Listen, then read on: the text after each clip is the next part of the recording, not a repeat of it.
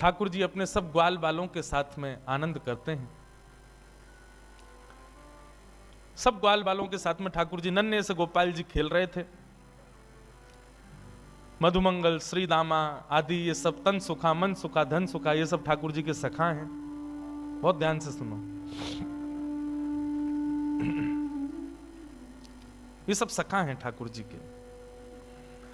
एक दिन ठाकुर जी सब ग्वाल बालों के संग खेल रहे थे। सो ठाकुर जी का सखा श्री दामा बीच खेल से ही जान लगो। ठाकुर जी बोले, अरे भैया कहां को जा रहे हो? लाला मैं तो अपनी ससुराल जा रहा हूं। ठाकुर जी तुरंत पहुंच गए श्री दामा के पास, हाथ पकड़ लियो। बोले, ससुराल जी कौन सा काम है भैया? ब्रजभाषा समझ में आ रही है? देखो भैया, आप सब लोग अधिकतर यहाँ अहीर समाज के लोग बैठे, आप सब लोग ब्रज से ही हो, आपके सब पूर्वज ब्रज के ही हैं। ब्रज भाषा तो समझ में आनी चाहिए, आपके द्वारिकाधीश की भाषा है। ठाकुर जी बोले, भैया ये श्रीदामा जे कौन सा गांव है? ससुराल। श्रीदामा बोलो, अरे बाबड़े ससुराल गांव ना होवे। बोले, तो फिर का होवे ससुराल? बोले, ससुराल होवे ब्याह एवे के बाद में एक नहीं दो घर है जाए, एक तो होवे अपनी मैया को घर, पिता को घर, और एक होवे पत्नी के मैया पिता को घर, वाकू कहें ससुराल। ठाकुर जी बोले, तेरी बात मेरे पल्ले ना पड़ रही लाला। अरे ससुराल कहा होवे मुझको जल्दी बता। बोले, अरे ससुराल मतलब पत्नी को माई को। ठाकुर जी बोले, पत्नी जी पत्नी कौन होवे भैया? श्री दामा समझा रो है, अरे लाला तू तो बड़ो भोरो है, नेक बड़ो है जाएगो तो तेरो ब्याह है जाएगो, तेरी पत्नी आ जाएगी। ठाकुर जी बोले, मेरी पत्नी आवेगी? बोले, हम बे तो फिर मेरो ससुराल कहां है? श्री दामा बोला, मो का पता तेरो ससुराल कहां है? जब ब्याह होगा तब पता चलेगी तेरो ससुराल कहां है। अब तो ठाकुर जी हट करने लगे, बोले, ना मेरो ससुराल बता, मेरो ससुराल कहां है? श्री दामा बोलो, अरे अपनी मैया तो जाके पूछ ले, तेरी मैया बता देगी तेरो ससुराल कहां है। ठाकुर जी खेलते कूदते आज घर आए। यशोदा मैया रसोई घर में प्रसाद सिद्ध कर रही है। ठाकुर जी आके गोद में बैठ गए, बोले, मैया मेरो ससुराल कहां है? अब तो जैसे मैया ने सुनी मेरो ससुराल कहां है, लाला बोल लो। मैया बोली, लाला ये कहां से सीखे आयो? बोले, आज मैया मैं खेल रहे हो तो श्रीदामा अपनी ससुराल गए हो, तो वो बोलो मैं ससुराल जा रहा हूं, तब से मेरे मन में आ रही मेरो ससुराल कहां है। मैया बोली, ससुराल लाला जब ब्याह जाएगा तब आएगा ससुराल। बोले, जय श्रीदामा कह रहा हूं, मेरो ब्याह कब होएगा मैया? बोले, अरे अभी तू बड़ो तो है जा लाला, तू पे मोह दोनों आवे ना, मैं खवाऊं तो खावे, मैं चलाऊं तो चले, मैं उठाऊं तो उठे, मैं नभाऊं तो नावे। जब बालक बच्चे सब अपने आप अपने कामन को करन लगे तब उनको ब्याह कर दिया जाए, तब उनके काजे बहू आवे, तब ससुराल होवे। ठाकुर जी बोले, मैया मैं सब काम कर लूंगा अपने आप, तू मेरा ब्याह करा दे और मेरे काजे बहू लिया। मैया बोली, नेक बड़ो तो है जा लाला, कहां ते लाऊं तेरे काजे बहू? ठाकुर जी बोले, या तो मेरे काजे बहू ला, नहीं तो श्रीदामा अपनी बहू ला रहा हो, बाकी बहू को मैं ले आऊंगा, वो बहू मेरी है जाएगी। मैया जोर से हंसी, बोले, लाला तेरी बात ऐसी ऐसी बात बनावे, बैठो बैठो। मैया बोली, करा दूंगी तेरो ब्याह, ज्यादा चिंता मत करे। अब तो ठाकुर जी रोने लगे, मैया मेरो अभी ब्याह करा, अभी ब्याह जाऊंगा, मैं तो अभी ब्याह करूंगा। यशोदा मैया परेशान है गई, बोले, लाला चल करा दूंगी तेरो ब्याह, अब रोवे मत। बोले, कब करावेगी? तिथि बता मोको, तिथि बता, दिन बता, समय बता, सब बता, तभी जाऊंगा यहां से। यशोदा मैया तो ऐसी परेशान भाई ऐसे हमारे नन्हे से गोपाल जी बहू की और ससुराल की आस में बैठे। श्री दामा को ब्याह माधवी गोपी से भयो, माधवी सखी से भयो। माधवी आज श्री दामा माधवी को लेने के लिए ससुराल गए।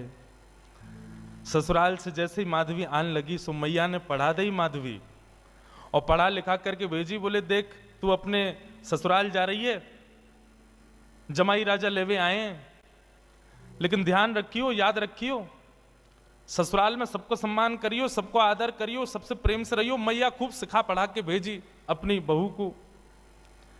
लेकिन तेरे पति को एक सखा है, वाको नाम कृष्ण है, बस वहां से सावधान रहियो।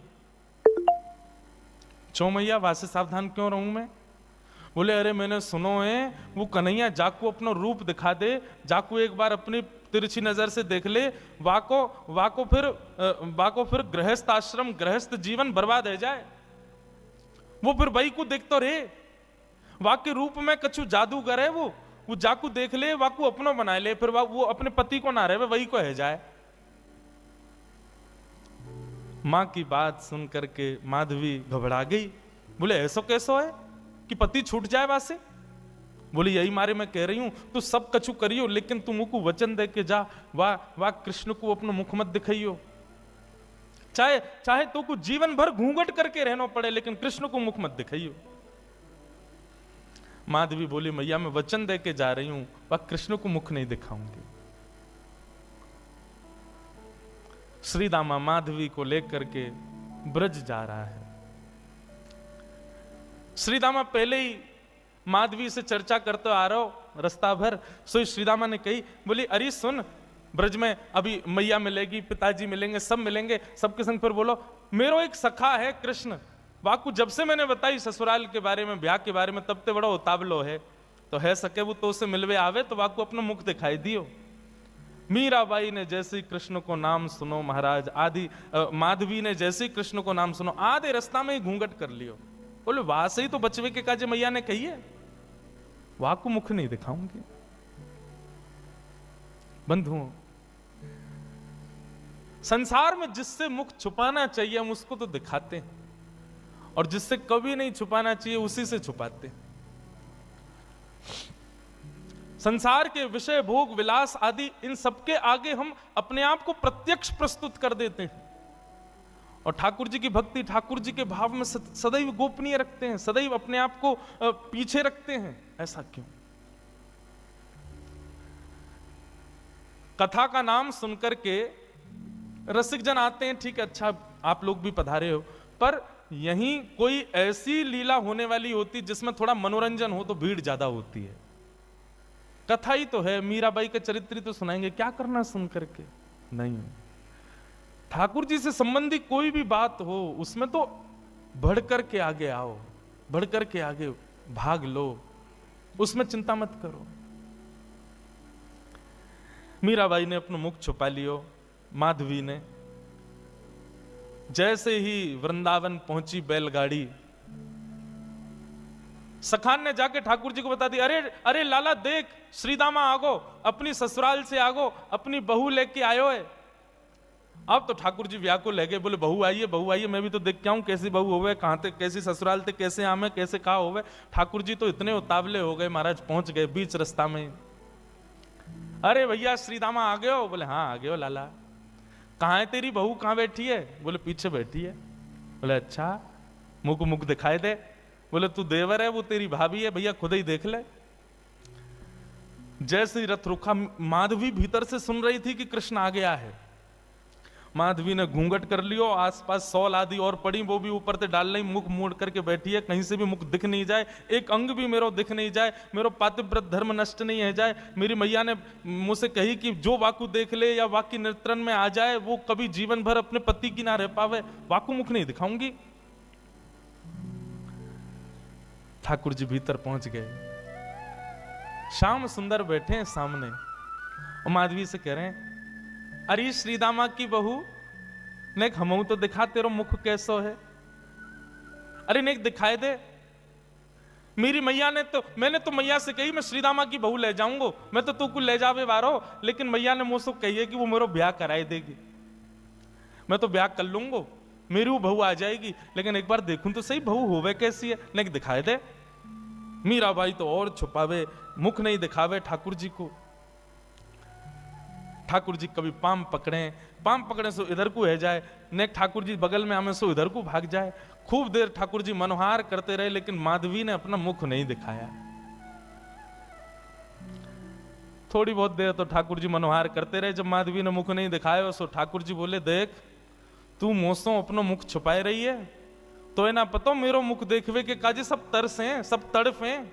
बड़े बड़े ऋषि महात्मा ज्ञानी हिमालय पर जाकर के तपस्या करें तब जाके मेरा मुख दिखे, और तेरे सामने प्रत्यक्ष बैठा हूं, हाथ जोड़ रहा हूं, पाम पर रहा हूं, तब वो अपना मुख नहीं दिखा रही है। जा तड़पेगी तू मुंह को देखवे के काजे, तरसेगी, व्याकुल रहेगी जीवन भर। माधवी ने मानो ऐसा इशारा किया कि मोह देखवे की जरूरत ना है, मोह तड़पवे की जरूरत ना है, चले जाओ यहां से। ठाकुर जी निकल के बाहर आए, बोले अरे श्रीदामा, मोह तो लगे तेरी बहू भेड़ी दिखे, बाकी आंख कमजोर, बाकी एक आंख ते काणी है। श्रीदामा बोलो नहीं तो। बोले तो नाक टेढ़ी है, बोले नहीं तो। बोले होठ कटे हुए हैं, बोले नहीं तो। बोले दिखाई ना रही, ऐसे मुंह छुपा रही है जैसे कितनी कुरूपणी है। कोई बात ना श्रीदामा, मेरी बहू आवेगी, मैं तो को नहीं दिखाऊंगा, ले जा अपनी बहू है। माधवी चली गई, अपने घर आ गई। लेकिन बंधुओं, गोविंद दामोदर स्तोत्र में कहते हैं ना, ग्रहे ग्रहे गोप वधू कदम्बा सर्वे मिलित्वा समवाप्य योग्यम पुण्यानि नामानि पठन्ति नित्यम गोविंद दामोदर माधवेति। ब्रज में तो और कुछ होता ही नहीं है, हर घर में केवल कृष्ण की चर्चा चलती रहती है। सुबह उठने से लेकर रात्रि सोने तक केवल कृष्ण कृष्ण कृष्ण। कृष्ण ने ऐसो कियो, कन्हैया ने ऐसो कियो, अरे आज तो नंद को लाला वहां घूम रहे हो, अरे आज तो नंद को लाला वहां डोल रहे हो, सब जगह यही चर्चा। अब माधवी सोचे इन पे और कोई बात ही नहीं है, अगल बगल की सब गोपियां, पूरे घर गृहस्थी की कोई बातचीत नहीं, बस पूरे दिन वो नंद को लाला ऐसो करे, नंद को छुरा ने आज तो ऐसो कियो, अरे आज तो माने ऐसो कियो, पूरे दिन वही की चर्चा। अब माधवी कहे किससे, अपनी सास से कहे, अगल बगल की गोपियों से कहे, बोले तुम लोगन पे और कोई बात ना है, कभी बैठ जाओ, कहीं चले जाओ, 24 घंटा या कृष्ण कृष्ण कृष्ण कृष्ण वही की चर्चा करते रहो। और भी तो कई बातें गृह गृहस्थी की कर लो भैया, ये 24 घंटा कन्हैया। एक गोपी बोली, अरे ये नई नई आई है का अभी ब्रज में? बोले हम बे अभी नहीं आई है। वो कितने दिन आए गए? बोले 3 दिन आए गए। वो 3 दिन आए गए, एरी गोपी, एरी माधवी, तेने कन्हैया देखो अभी तक, या कन्हैया की दृष्टि पड़ी तो पे? माधवी बोली, मैं नहीं दिखाऊंगी वाकू अपना मुख, मेरी मैया ने मनाई करके भेजो है कि वाकू मुख दिखावे से यही स्थिति है जाए जो तुम लोगों की, अपनी पति की चर्चा नहीं करो, वह नेक से कन्हैया की चर्चा कर रही हो, मैं तो ना दिखाऊंगी वाकू मुख। गोपियां सब बोली, यही मारे तेरे मुख से वाक्य काजे ऐसे दुर्वचन निकलने हैं। अभी तेने वाको मुख देखो ना है, अभी तेने वाको रूप देखो ना है, यही मारे ऐसे बोल रही है।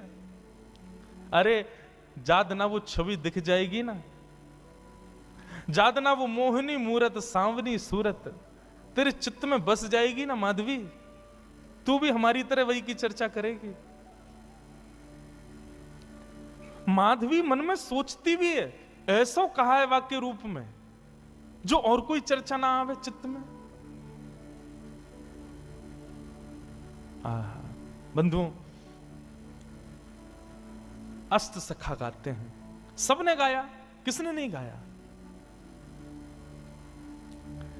कैसो है ठाकुर जी को रूप, श्री कुंभनदास जी कहते हैं अपने एक पद में,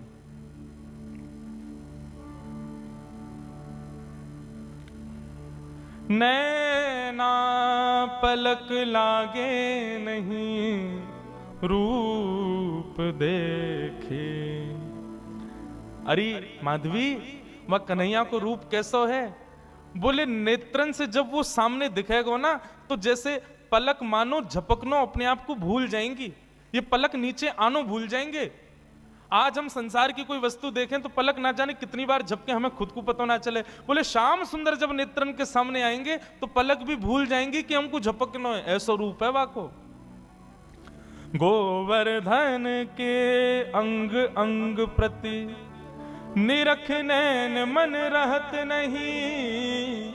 अरे वाको एक एक अंग ऐसा है कि एक अंग को देखेगी तो वर्षों तक एक ही अंग को चिंतन चलता रहेगा। कि एक बार में नेत्रन को भी देख ले, मुख को भी देख ले, कानन को भी देख ले, हाथ भी देख ले, पाँव नहीं, एक बार में एक ही अंग दिखेगा और वही कोई चिंतन चलता रहेगा। कहरी कहो कछु कहत न आवे, चुत चुरायो वे मांग दही। कहा कहूं, वाक्य रूप को वर्णन ना कर सकूं। माधवी बोली ऐसो काय वाक्य रूप में? बोले वर्णन को विषय ना है, कोई बता ही ना सके। अरे कितनों बड़ो वक्ता आ जाए, वाक्य रूप को वर्णन कोई ना कर सके।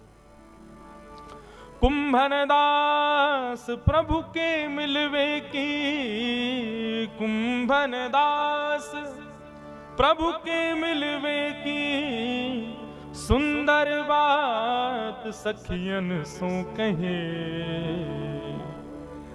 आहा नैन पलक लागे नहीं, ऐसा रूप है वह कन्हैया को। अब तो माधवी पतो चल जाए या गली में कन्हैया है तो वह गली में ना जावे, पतो चल जाए कि यहां से अभी गुजरे तो वहां नहीं जावे, हर जगह से अपने आप को बचावे। लेकिन मैं अपनी कथा में कहा करता हूं बंधुओं, 5000 साल पुरानी बात नहीं, आज भी वृंदावन आपके भीतर पंच रसों से कृष्ण को प्रवेश कराता है। आज भी देखोगे तो श्री कृष्ण दिखेंगे वृंदावन में, कहीं नहीं तो दीवारों पे दिख जाएंगे, कहीं नहीं तो कहीं भी दिख तो जाएंगे। आंख बंद कर लोगे तो कानों से नाम के रूप में प्रवेश कर जाएंगे, कान भी बंद कर लोगे तो जीभ से जो भी पा रहे हो वो सब प्रसाद ही है, वृंदावन में सब हो गई है, तो रूप रसना के रूप से प्रवेश कर जाएंगे। मुख से कुछ खाओगे नहीं, नेत्रों से देखोगे नहीं, आंखों कानों से सुनोगे नहीं, तो नासिका से प्रवेश कर जाएंगे। क्योंकि वृंदावन में जितनी हवा बह रही है वो भी राधा रमण, राधा वल्लभ, बांके बिहारी, मदन मोहन, राधा दामोदर सबके चरणों का स्पर्श करके बह रही है। कहां तक बचोगे? वृंदावन पहुंच गए, वृंदावन की सीमा में प्रवेश कर गए, भजन आपका तब से शुरू हो जाता है। सांस लेना भी भजन है वृंदावन में, क्योंकि हवा में भी कृष्ण तत्व है। माधवी कहां तक बचाए अपने आप को? मैया ने कही मुख मत दिखाइयो। अरे मुख तो मैं खूब छुपा रही हूं, लेकिन कानों से भी कृष्ण कृष्ण, जहां बैठ जाऊं कहीं भी ऐसी कोई जगह ही नहीं जहां कृष्ण की चर्चा नहीं होती।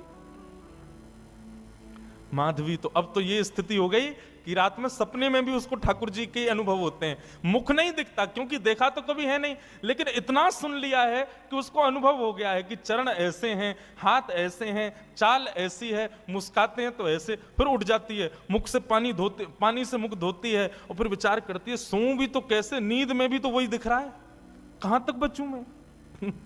माधवी की स्थिति 24 घंटे चिंतन में श्री कृष्ण श्री कृष्ण श्री कृष्ण। एक दिन परेशान हो गई, रात्रि में सो गई, कानों में रुई लगा ले तो भी क्या, चिंतन में तो वही चल रहा है, कहां तक बचे। रात्रि में सोई थी, आज मानो मीराबाई को ऐसा लगा कि सुबह हो गई है, और तुरंत उठ करके हाथ मुंह धो करके माधवी ने मटका उठाया, यमुना जल भरने के लिए निकल पड़ी।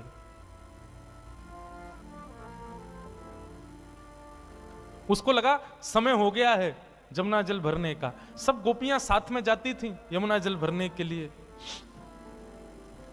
लेकिन मीरा आज माधवी समय से पहले ही उठ करके चली गई। उसको लगा कि समय हो गया है और पहुंच गई यमुना के तट पर। तट पर जाकर के देखा अभी तक कोई भी नहीं, अकेली में, बाकी सब कहां चली गई।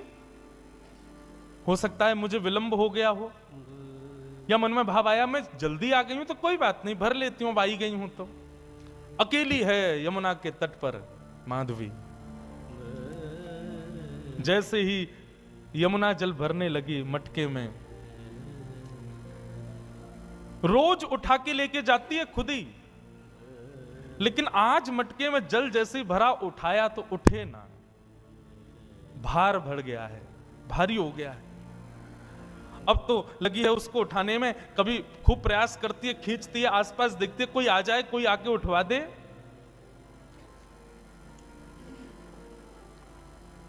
इतने में ही बांकी अदा से अपनी चाल चलते भय, त्रिभंग लली श्याम सुंदर, कमल कटाक्ष नेत्र हैं, सुंदर दंतावली, चंदन की सुगंधी से आच्छादित करते हुए मार्ग को पहुंच गए यमुना के तट पर।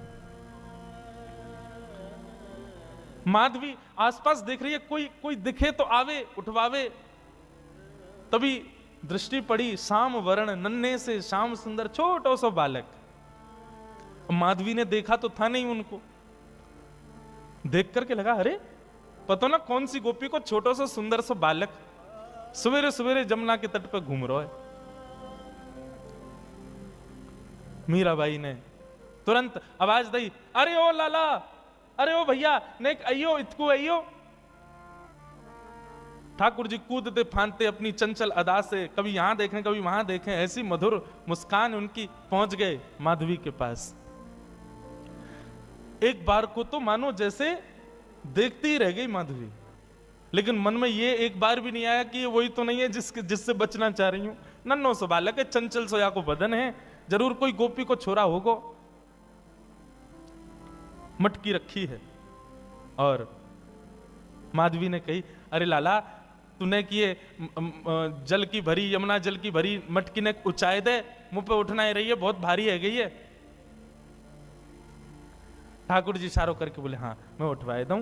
अब भाई जैसे मीराबाई माधवी उठाने लगी, ठाकुर जी ने अपनी दोनों भुजान को वहां में मानो जैसे एक भाव जैसा दियो, सोई मटकी उठ गई। अब मटकी तो उठी, ठाकुर जी नेक से नेक उठा के इतनी ऊपर तक कर देते, लेकिन ज्यों ज्यों मटकी उठाई ठाकुर जी त्यों त्यों लंबे रहते चले गए और बिल्कुल मीराबाई के सन्मुख खड़े है गए। ऊंचाई करके जैसे ही मटकी शीश पे धारण कराई, शीश पे मटकी धारण करते ही माधवी ने अपने नेत्रन से सामने देखो, और जैसे ही सामने देखा, आहा वरहा पीडम नटवर वपुः कर्णयो कर्णकारम विभ्रदवासः कनक कपि संवै जयंतीम चमालाम रंध्रान वेणु वधर सुधया पूरयन गोप वृंदै वृंदारण्यम स्वपद रमणम प्राविशद गीत कीर्ति। दोनों भुजा से मटकी पकड़ रखी है, नेत्रों से सामने श्याम सुंदर को देख रही है, मुख खुला हुआ है, प्रश्वेत के बिंदु माथे से नीचे गिर रहे हैं और अचेत अवस्था में मीराबाई उनके रूप को देख रही है, माधवी उनके रूप को देख रही है। ठाकुर जी के नेत्र ही तो खतरनाक है सबसे ज्यादा। एक बार दृष्टि पड़ जाए तो फिर कोई और के रह नहीं पाओगे। मेरे मन में बंधुओं आता है कि हम ठाकुर जी के दर्शन करके पुनः सहज इसलिए हो जाते हैं क्योंकि हमने उनको देखा, उन्होंने अभी हमको नहीं देखा। कभी ठाकुर जी ने यदि हमको देख लियो ना तो एक बार उनके सामने जाके फिर सहज नहीं हो पाओगे, फिर अन्यत्र कहीं मन लग नहीं पाएगा। मीराबाई माधवी अचेत खड़ी है, ठाकुर जी से जितनों बचनों चारे ठाकुर जी ने उतने सबरे अपने बाण मार दिए, नेत्रन से कटाक्ष मार दी, मधुर मुस्कान कर दी, अपने रोम रोम को दर्शन कराई दियो। महाराज अब तो माधवी की स्थिति एक जड़वत कोई मूर्ति जैसे खड़ी रहती है, ऐसे खड़ी है। गोपियों ने एक ही दिन पहले ही बताया था कि वो दिख जाता है तो क्या होता है, वही हो गया। अब ठाकुर जी तो अपने सैन चला करके वहां से भाग गए।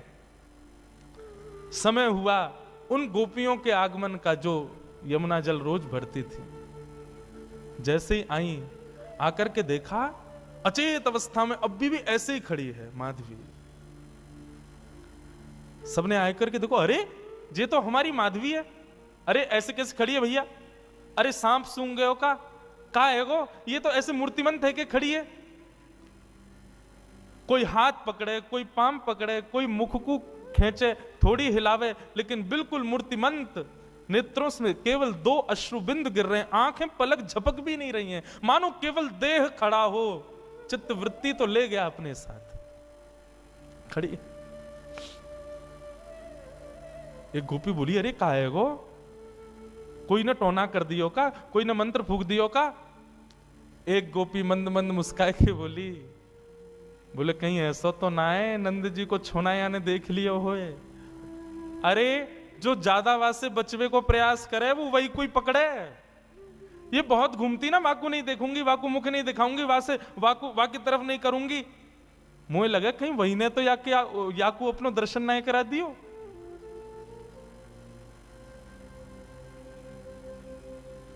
एक गोपी यमुना जल भर के लाई और जल का छिड़काव, खड़ी हुई है मीराबाई, ऐसा नहीं अचेत पड़ी है, सांस भी चल रही है, नेत्र भी खुले, बिल्कुल सचेत है, बस मूर्तिमंत है। पानी का छिड़काव किया, मुख पर जैसे जल मारा तब मानो जैसे रुकी हुई श्वास आई हो और जल पड़ते ही मूर्छित होकर के गिर पड़ी माधवी।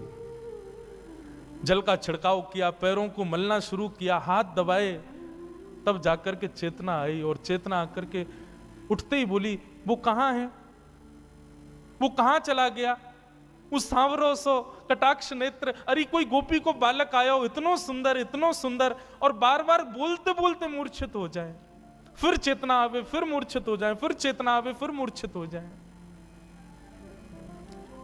सब गोपियां चिंतित नहीं, मुस्कुरा रही हैं। अब जैसे ही माधवी चेतना में आई, आते ही बोली, तुम सब मुस्कुरा रही हो, मेरी स्थिति तो देखो, मुझको ज्वर चढ़ रहे हो है, मुझसे चलो ना जा रहे हो, मुझसे उठो ना जा रहे हो, मेरी स्थिति ऐसी क्यों हो रही हो, तुम सब मुस्कुरा रही हो। तब एक गोपी बोली, तेने कोई और को लाला ना देखो, तू जैसे बचवे को प्रयास कर रही ना, वही आयो तेरे पास, वही नंद नंदन, वही श्याम सुंदर, वही हमारी यशोदा जी को लाला, वही तेरे खसम को मित्र कृष्ण, वही आयो।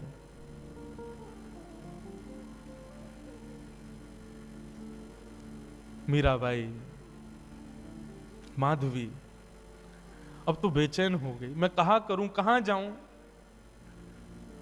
मुझको घबराहट है रही है, मुझसे उठो ना जा रहा, मुझसे चलो ना जा रहा, मैं बोल भी ना पा रही, बार बार अचेतना है रही है, कछु करो ना। सब प्रकार के प्रयास किए, लेकिन माधवी कहे नहीं, अब तो एक ही उपाय है कि वाके सामने मुंह को ले चलो, मुंह को दिखाए दो, वाको रूप दिखाए दो।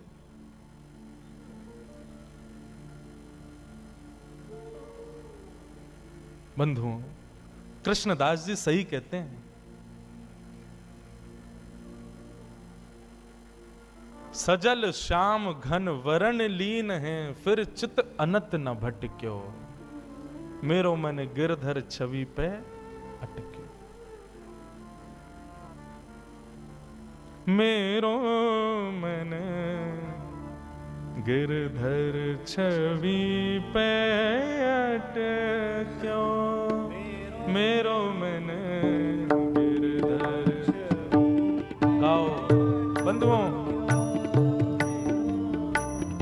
माधवी मीरा इनके चरित्र को सुन तो रहे हैं हम, पर ये स्थिति होना असंभव है, पर जिसके संग भी होती है ना, उसको ब्रह्म सुख जैसा लगता है।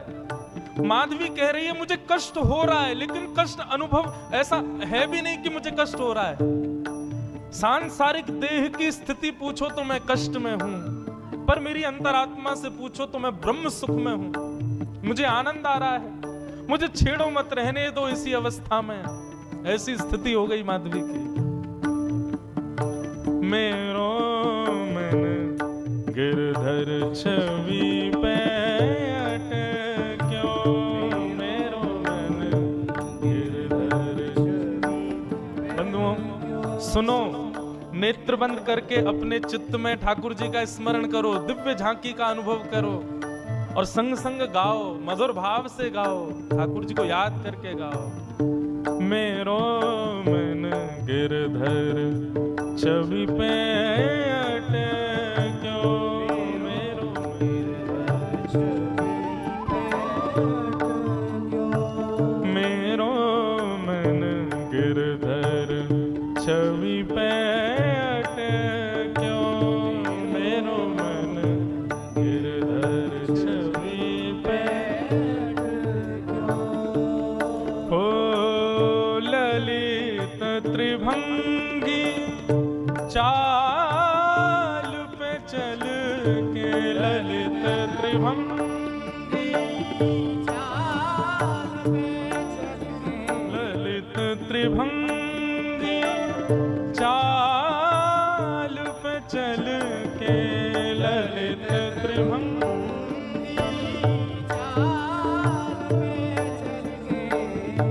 चिबुक चारू गड़ी ठट क्यों हो, चिबुक चारू गड़ी ठट क्यों, मन गिरधर छवि पे अटक क्यों, मेरो मन गिरधर छवि पे अटक क्यों, मेरो मन गिरधर छवि पे अटक्यो,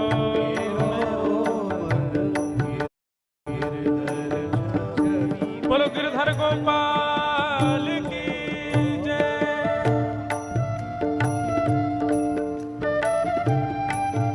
जय हो प्राणनाथ।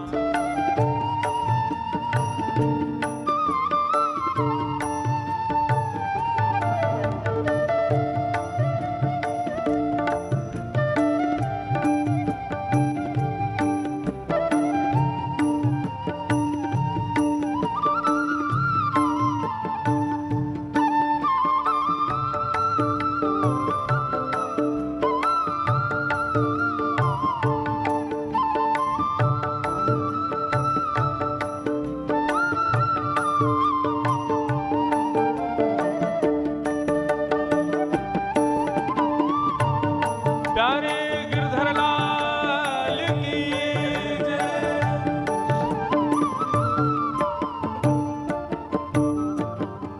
सजल श्याम घन वरण लीन है,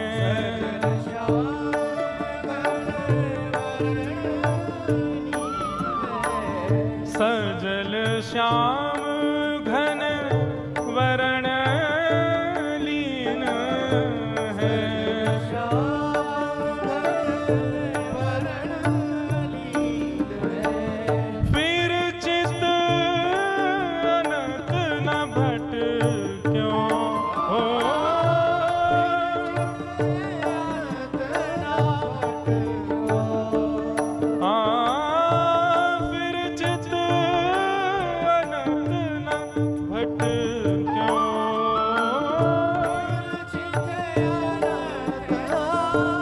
बंधुओं, जैसा मैं कह रहा हूं और जैसा हम अभी माधवी जी के चरित्र में सुन रहे हैं, ये बिल्कुल सत्य है।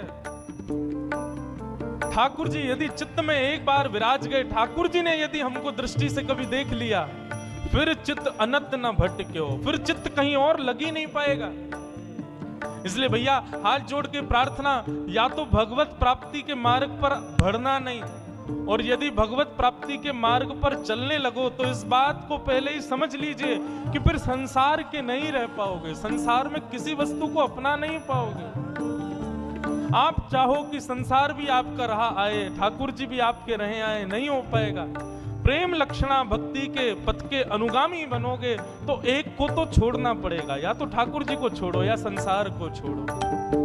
फिर चित्त अनंत न भटके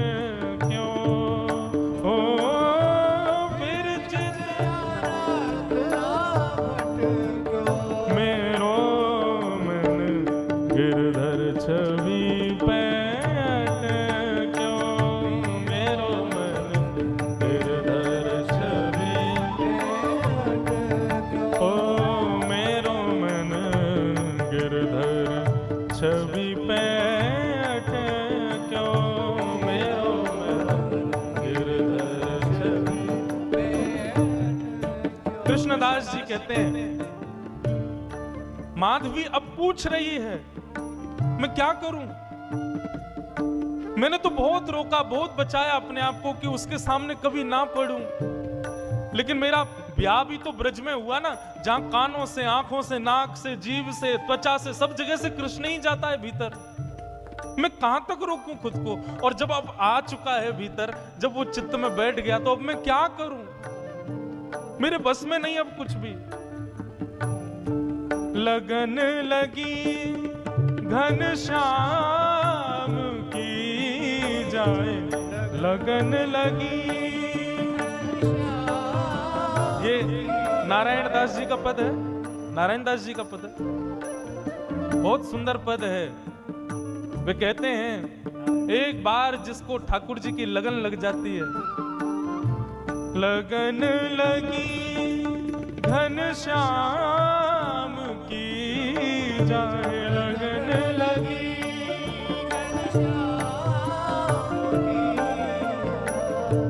लगन लगी घनश्याम की जाए, लगन लगी। कृष्णदास जी कहते हैं एक बार लगन यदि लग गई ठाकुर जी की, फिर संसार के नहीं रह पाओगे तो फिर करें क्या? फिर क्या उपाय है? एक ही उपाय है, कृष्णदास किए प्राण न्योछावर,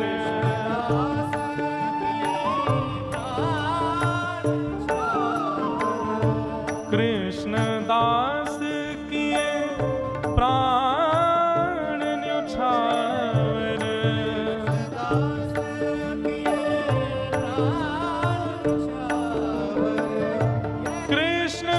कृष्णदास किए प्राण न्योछावर,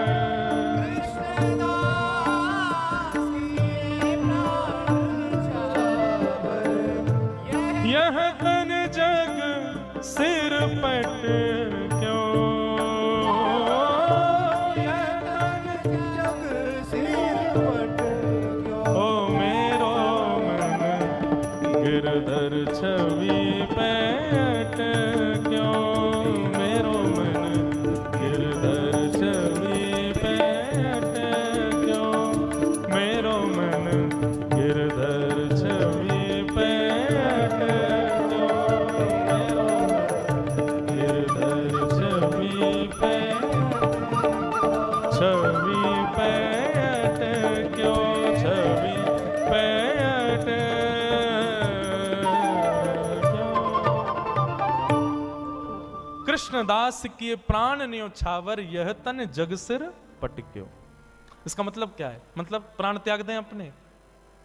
नहीं, कृष्णदास किए प्राण न्योछावर का मतलब जीवन न्योछावर।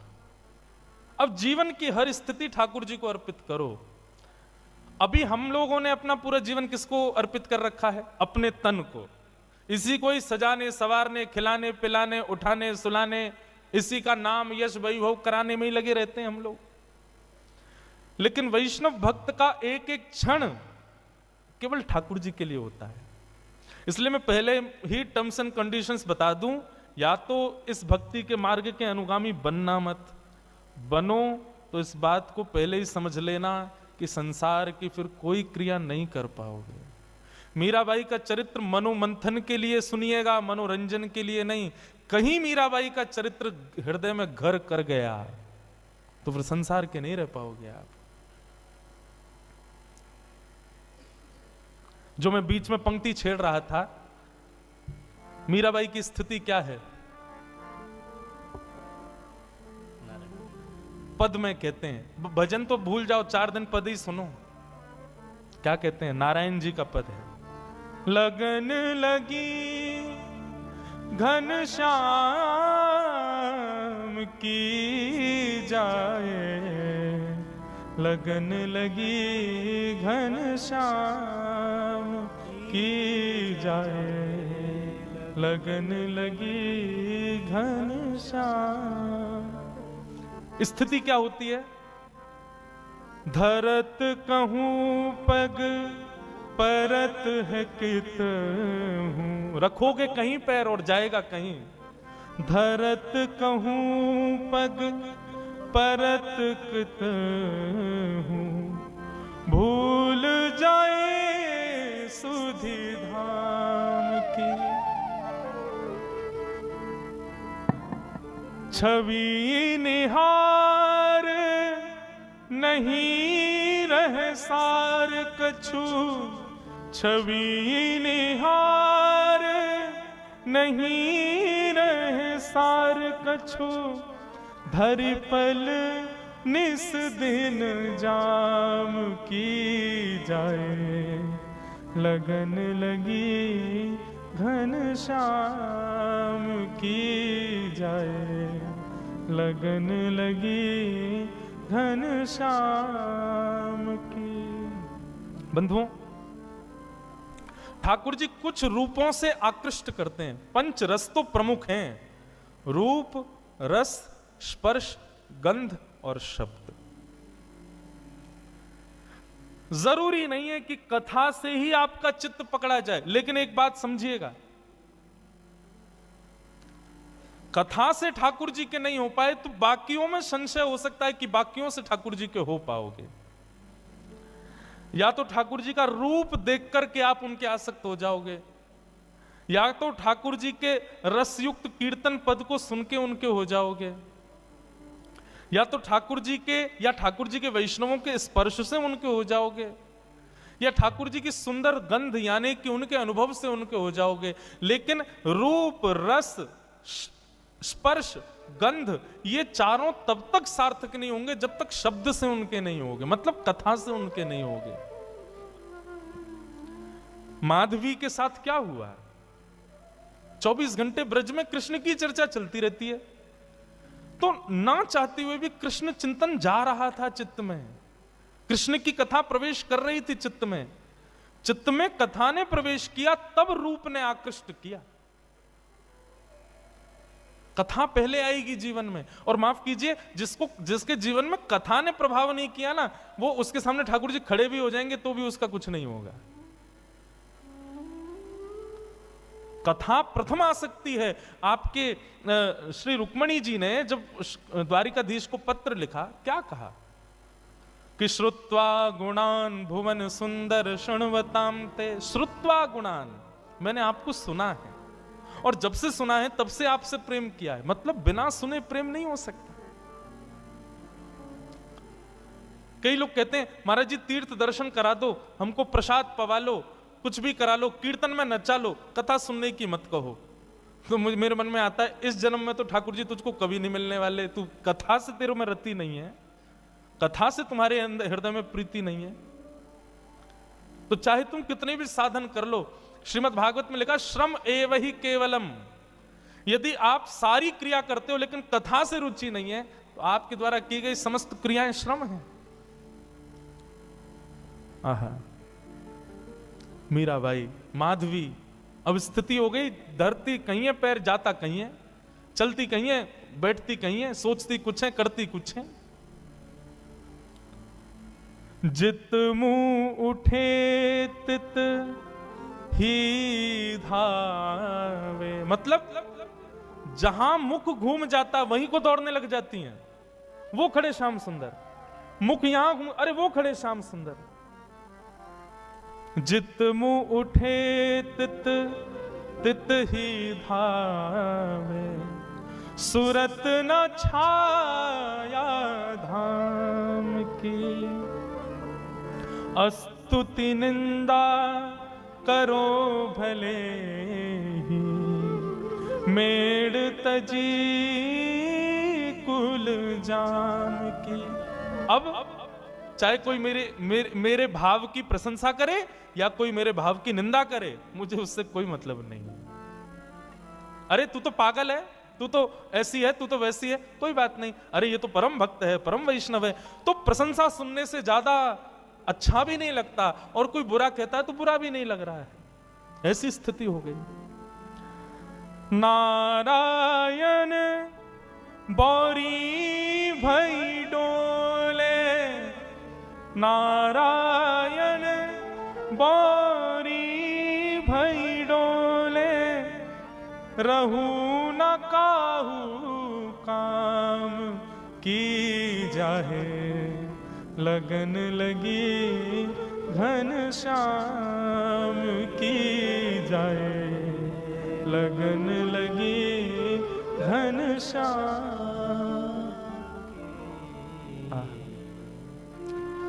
हम किसी काम के नहीं है, आपको पता है। हमारी माता जी, हमारे परिवार के लोग हमसे इसलिए दुखी रहते हैं, बोले इससे केवल कथा करना आता और कुछ नहीं आता इसको। हम जब, वैसे तो घर जाने का अवसर नहीं मिलता, 2-3 महीना कथाओं में ही रहते हैं, लेकिन जब घर जाते हैं तो घर के काम माता जी कहती हैं ये भी देखो, वो देखो, भैया इतने दिन में आए हो, ये देखो, तो वो सब होता ही नहीं है। बस कथा करा लो, ठाकुर जी की सेवा करा लो, उत्सव करा लो, इसके अलावा कुछ और करने को कहोगे तो हम बिल्कुल अंगूठा छाप हैं हर चीज में, हमसे कुछ नहीं हो सकता। और यही स्थिति है बंधुओं, यदि आप संसार के और किसी काम के रह गए तो समझो अभी ठाकुर जी के भय नहीं। माधवी की स्थिति ऐसी हो गई, लगन लगी घनश्याम की जाए, लगन लगी घनश्याम। व्याकुल हो गई माधवी, गोपियों से कहने लगी मैं तुम्हारे हाथ जोड़ूं, पैर पूजूं, मुझे नंद नंदन के पास ले चलो। बंधुओं, यह हमारे ब्रज साहित्य की कथा है। ब्रज की कोई गोपी जब उसको ठाकुर जी का दर्शन करना होता था तो क्या करती थी? यमुना जल भरने जाती और चलते चलते धूप का बहाना लगा के कि धूप में चक्कर आ गए और चक्कर खा के गिर जाती, और फिर उस पर जल डालो, औषधि पिलाओ, किसी से ठीक नहीं होती। तब 2-4 गोपी जाती ठाकुर जी के पास, बोले एक गोपी बेहोश हो गई, चलो। ठाकुर जी आते फिर, और ठाकुर जी आकर के वाक्य कान में आकर के कहते, चल रही गोपी जल्दी खड़ी है जा, मैं आ गए हो। सोई गोपी चेतना में आ जाती, ठाकुर जी को देख लेती, ठीक हो जाती। ठाकुर जी वैद्य बन गए, वैद्य राज, गोपियों की चिकित्सा करते हुए घूमते हैं। एक बार एक गोपी की मैया बोली, बोले एक लाला बड़ो कान में कहा बोले, सबरी गोपी उठ के खड़ी है जाए। एक बार वो वृद्ध गोपी ने विचार किया, आज मैं बीमार होके देखूं, मैं देखूं कहा बोले कान में। उसकी भावना तो कुछ थी नहीं, ठाकुर जी के प्रति प्रेम तो था नहीं। ऐसी चलती चलती हाय राम गिर गई करके बेहोश हो गई। गोपी बोली अरे बेहोश हो गई है सासू मां, कन्हैया को बुलाओ। ठाकुर जी आए, ठाकुर जी आके देखते ही पहचान गए, बोले भाव नहीं है, जबरदस्ती पहचान करना चाह रही है कि मैं कान में क्या बोलता हूं। ठाकुर जी आए, आकर के पहले नब्ज उठा के देखी, बेहोश थोड़ी थी, चेतना में थी, वो तो सुनना चाह रही थी, कान में मंत्र क्या बोलते हैं ये। ठाकुर जी ने पहले नब्ज देखी और फिर वो जो पड़ी थी उसकी बहू से बोली, अरे तेरी सासू तो बहुत बीमार रह गई है, या को तो बड़ो वालो मंत्र देना पड़ेगा। बोले कहा, बोले मंत्र से काम ना चलेगा, या के काजे तो नीम तोड़ के लाओ और नीम को कंडा में जला के नीम को धुआं करो, वहां में लाल मिर्च डालो, वो या की नाक पे लगाओ, तब ठीक होएगी। इतने में सास उठ के खड़ी है गई, मैं ठीक है गई लाला, है गई ठीक, तेरे फार्म पूजू, बस अब कचूना चाहिए। श्याम सुंदर ऐसे गोपियों की चिकित्सा करते हैं, लेकिन आज जब माधवी की स्थिति ऐसी भई, गोपियां गई, बोले लाला एक नई गोपी आई है, अचेत पड़ी है, लाला एक बार दर्शन दे दे। बोले कहा नाम है बाको? माधवी। अरे अपने श्रीदामा की बहू। भगवान बोले वो बहू? बोले हाँ। वो ससुराल ते आई का है? बोले हाँ वही। वाकू तो अपना मुख नहीं दिखाऊंगा, अरे बड़ी इतरा रही, मैं बात से पाम पूछ रहा हूं कि अपना मुख दिखाए दे, मुंह को दिखाया हो नहीं माने, पड़ी रहने दो, मैं ना आऊंगा वाक के पास। वाकू तो मैंने वचन दिया है कि वो तड़पेगी मेरे रूप को देखवे के काजे। ठाकुर जी नहीं गए माधवी से मिलने, क्योंकि ठाकुर जी चाहते थे कि यह विरह वेदना कलयुग में प्रेम लक्षण बन के जन्म लेगा, इसलिए विरह देना पड़ेगा। जब बीज में से एक स्वस्थ वृक्ष को जन्म देना होता है ना, धूप की ताप में रखना पड़ता है। ठाकुर जी यदि किसी को वेदना देते हैं, विरह देते हैं, तो निश्चित है उस पर अति कृपा है, अति प्रसन्न है, उससे कुछ और कामना है। ठाकुर जी सहज में ही किसी को अनुभव दे दें, सहज में ही किसी को कृपा कर दें, तो समझो कि अभी उसकी भक्ति उतनी श्रेष्ठ नहीं हुई। लेकिन किसी को तड़पा में, विरह दे में, तो समझो इससे प्रीति ज्यादा है। व्याकुल माधवी, तभी प्रसंग आया गोवर्धन लीला का। इंद्र के मान को मर्दन करने के लिए भगवान श्री कृष्ण ने जब गोवर्धन पूजा का कार्य रखा, सब ब्रजवासी गए, गोपियां गई। अरे माधवी वैसे तो कन्हैया आवे ना है, लेकिन आज सब ब्रजवासी जा रहे हैं, आज तो को कन्हैया जरूर दिख जाएगा, चल। माधवी भी गोवर्धन गई है, लेकिन बंधुओं उसकी दृष्टि में पता नहीं क्या हो गया, उसको सब दिख रहे हैं लेकिन ठाकुर जी नहीं दिख रहे। गोपियों से कहे कहीं दिखे श्याम सुंदर? बोले वो तो घूम रहे सामने, देखे तो ठाकुर जी ओझल हो जाएं, ठाकुर जी कहीं छुप जाएं, मानो कोई लता पत्र अपने आप आगे आ जाए, बाधाएं अपने आप खड़ी होने लगी और त्यों त्यों व्याकुल हो गए माधवी। 56 भोग के बाद जब इंद्र ने अपने मान के प्रभाव से जब मेघ वर्षा की, त्राहिमाम करके सब ब्रजवासी दौड़ने लगे, तब नन्हे से बाल कृष्ण ने 7 कोस लंबे चौड़े गिरिराज पर्वत को अपने बाम हस्त की कन्नी उंगली पर धारण कर लिया। सब ब्रजवासी जाकर के गिरिराज पर्वत के नीचे खड़े हो गए। माधवी भी वहीं खड़ी थी। गोपियों से बोली, मैं प्राण हाथ जोड़ूं तुम्हारे, एक बार मुझे दृष्टि गोचर करा दो, एक बार उसका दर्शन करा दो बस। गोपियां जैसे तैसे भीड़ के बीच से लेकर के उस मुख्य स्थान पर गई जहां ठाकुर जी खड़े थे।